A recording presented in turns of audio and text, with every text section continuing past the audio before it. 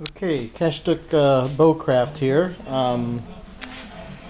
It's been a while since I posted a video, but as you recall, I was working on this short bow, and what I'm going to be doing now is preparing these beef tendons to make sinew. So obviously we're going to have to pound these things and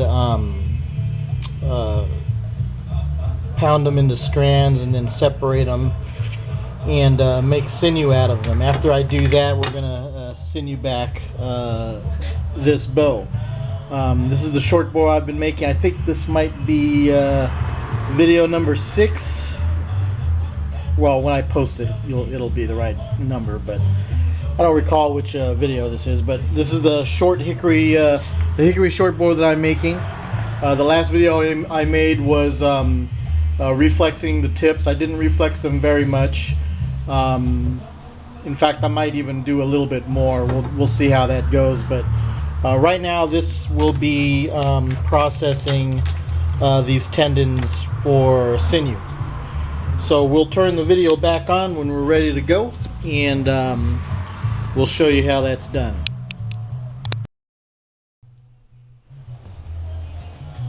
Okay, so here we are.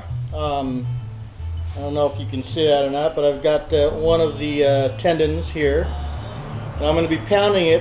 What this is an old sledgehammer that the handle broke off, and since I don't use sledgehammers very often, I decided to leave the handle off, break it all the way off, take the handle out, and this is now my new anvil. It works great as an anvil.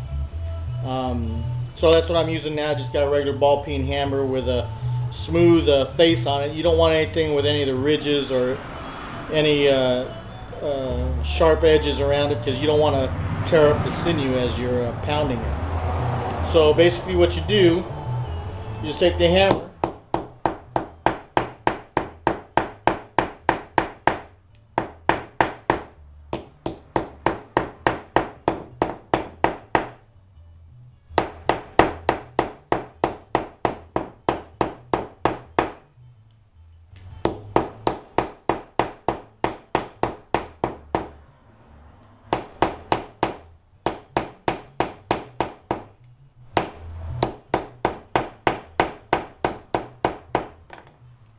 as you pound it, the sinew will turn white, and it'll get to the point where you can rip it all apart to these little tiny strands. This thing needs to be pounded a little bit more, but that's the general idea. We'll pound it some more.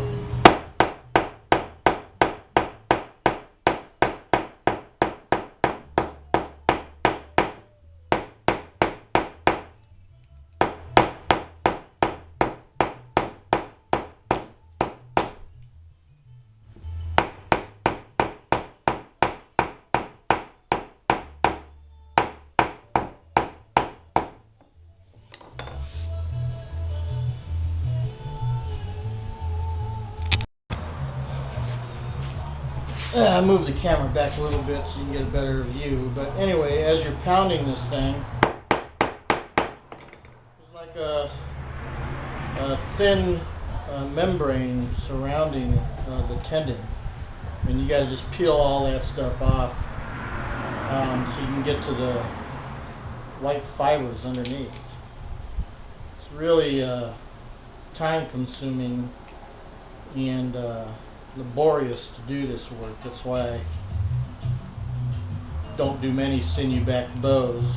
But you know, once you get in the mood to do it, there's nothing quite more relaxing. But anyway, you can see that it's opened up. You can see some of the fibers that are in here.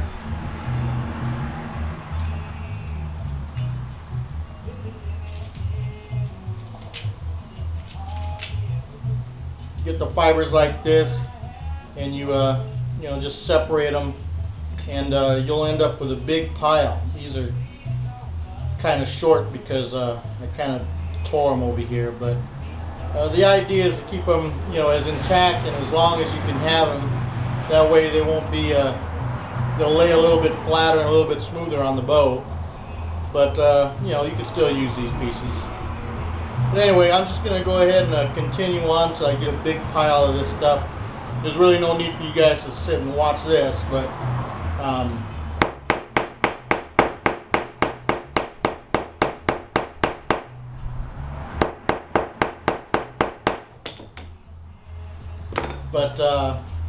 that's how we process sinew.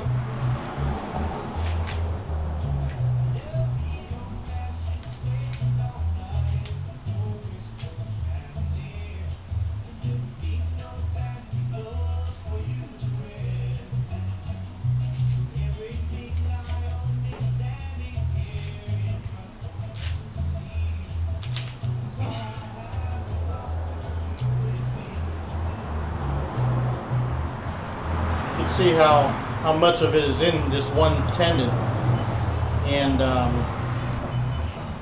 just have to spend the time to separate it all and get it all strung out.